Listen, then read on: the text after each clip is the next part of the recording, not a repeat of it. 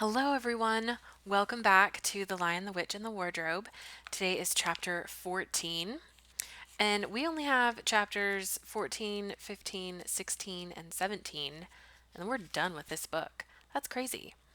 Um, and as soon as we're done with this book, I intend to go on and read Prince Caspian and all the rest of the series. I love reading aloud, and I hope you guys are enjoying this. I have no idea if anybody's really seeing these videos or not, but I'm enjoying it, so I'm going to keep doing it.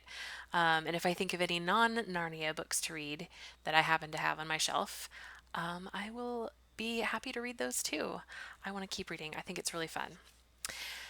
And I'm just in my kitchen today. I tried to go outside, but there were just kind of a lot of bugs. So everywhere I went, there were just lots of bugs and dogs barking and people doing lawn work and stuff. So I just thought, I'll stay inside today. So here we go. Chapter 14, The Triumph of the Witch.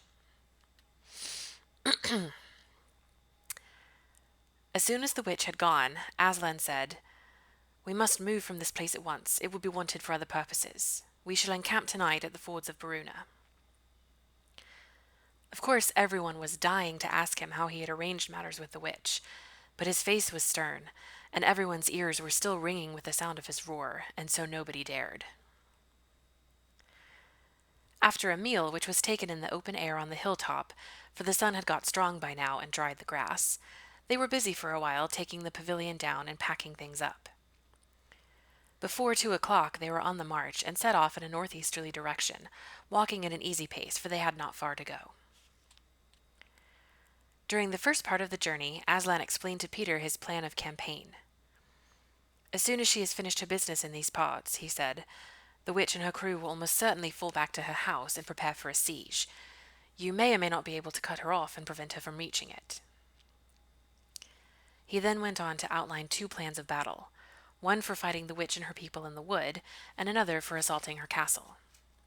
And all the time he was advising Peter how to conduct the operations, saying things like, "You must put your centaurs in such and such a place," or "You must post scouts to see that she doesn't do so and so," till at last Peter said, "But you will be there yourself, Aslan." "I can give you no promise of that," answered the lion, and he continued giving Peter his instructions. For the last part of the journey, it was Susan and Lucy who saw most of him. He did not talk very much, and seemed to them to be sad. It was still afternoon when they came down to a place where the river valley had widened out, and the river was broad and shallow. This was the fords of Baruna, and Aslan gave orders to halt on this side of the water. But Peter said, "Wouldn't it be better to camp on the far side, for fear she should try a night attack or anything?" Aslan, who seemed to have been thinking about something else, roused himself with a shake of his magnificent mane, and said, "Eh, what's that?" Peter said it all over again. "No," said Aslan in a dull voice, as if it didn't matter. "No, she will not make an attack tonight." And then he sighed deeply. But presently he added, "All the same, it was well thought of. That is how a soldier ought to think. But it doesn't really matter." So they proceeded to pitch their camp. Aslan's mood affected everyone that evening.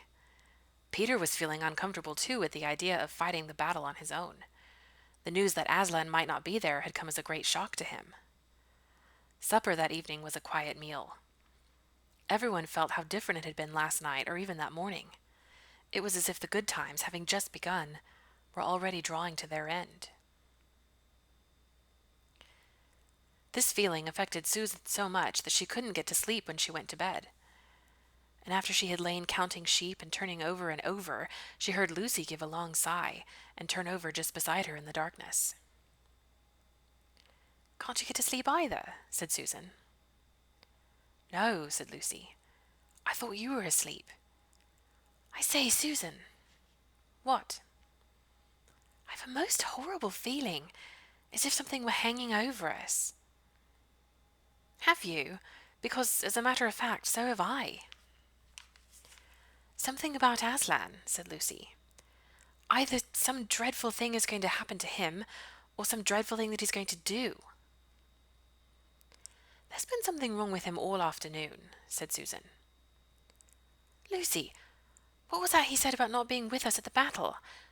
You don't think he could be stealing away and leaving us tonight, do you? Where's he now? Said Lucy. Is he here in the pavilion? I don't think so. Susan, let's go out and have a look round. We might see him. All right, let's, said Susan. We might just as well be doing that as lying awake here.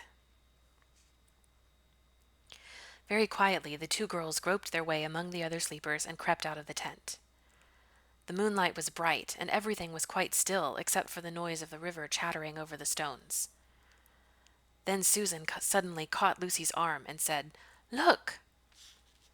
On the far side of the camping ground, just where the trees began, they saw the lion slowly walking away from them into the wood.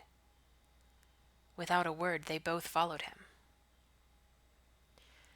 He led them up the steep slope out of the river valley and then slightly to the right, apparently by the very same route which they had used that afternoon in coming from the hill of the stone table. On and on he led them, into dark shadows and out into pale moonlight, getting their feet wet with the heavy dew. He looked somehow different from the Aslan they knew. His tail and his head hung low, and he walked slowly as if he were very, very tired. Then, when they were crossing a wide open place where there were no shadows for them to hide in, he stopped and looked round. It was no good trying to run away, so they came toward him. When they were closer, he said, "Oh, children, children, why are you following me?" "We couldn't sleep," said Lucy, and then felt sure that she need say no more, and that Aslan knew all they had been thinking. "Please, may we come with you, wherever you're going?" asked Susan. "Well," said Aslan, and seemed to be thinking. Then he said, "I should be glad of company tonight. Yes, you may come, if you will promise to stop when I tell you, and after that leave me to go on alone." "Oh, thank you, and we will," said the two girls. Forward they went again, and one of the girls walked on each side of the lion. But how slowly he walked, and his great royal head drooped so that his nose nearly touched the grass. Presently he stumbled and gave a low moan. "Aslan, dear Aslan," said Lucy, "what is wrong? Can't you tell us?" "Are you ill, dear Aslan?" asked Susan. "No," said Aslan. "I'm sad and lonely. Lay your hands on my mane so that I can feel you were there, and let us walk like that." And so the girls did what they would never have dared to do without his permission, but what they had longed to do ever since they first saw him. Buried their cold hands in the beautiful sea of fur and stroked it, and so doing walked with him. And presently they saw that they were going with him up the slope of the hill on which the stone table stood. They went up at the side where the trees came furthest up, and when they had got to the last tree, it was one that had some bushes about it, Aslan stopped and said, "Oh, children, children, here you must stop, and whatever happens, do not let yourselves be seen. Farewell." And both the girls cried bitterly, though they hardly knew why, and clung to the lion, and kissed his mane and his nose and his paws and his great sad eyes. Then he turned from them and walked out onto the top of the hill. And Lucy and Susan, crouching in the bushes, looked after him, and this is what they saw. A great crowd of people were standing all round the stone table, and though the moon was shining, many of them carried torches which burned with evil-looking red flames and black smoke. But such people! Ogres with monstrous teeth, and wolves, and bull-headed men, spirits of evil trees and poisonous plants, and other creatures whom I won't describe, because if I did, the grown-ups would probably not let you read this book. Cruels and hags and incubuses, wraiths, horrors, efreets, sprites, orkneys, woozes, and ettins. In fact, here were all those who were on the witch's side, and whom the wolf had summoned at her command. And right in the middle, Standing by the table was the witch herself. A howl and a gibber of dismay went up from the creatures when they first saw the great lion pacing toward them, and for a moment even the witch herself seemed to be struck with fear. Then she recovered herself and gave a wild, fierce laugh. "The fool!" she cried. "The fool has come! Bind him fast!" Lucy and Susan held their breaths, waiting for Aslan's roar and his spring upon his enemies. But it never came. 4 hags, grinning and leering, yet also, at first, hanging back and half afraid of what they had to do, had approached him. "Bind him, I say!" repeated the White Witch. The hags made a dart at him and shrieked with triumph when they found that he made no resistance at all. Then others, evil dwarfs and apes, rushed in to help them, and between them they rolled the huge lion over onto his back and tied all his 4 paws together, shouting and cheering as if they had done something brave, though had the lion chosen, one of those paws could have been the death of them all. But he made no noise, even when the enemies, straining and tugging, pulled the cords so tight that they cut into his flesh. Then they began to drag him toward the stone table. "Stop," said the witch. "Let him first be shaved."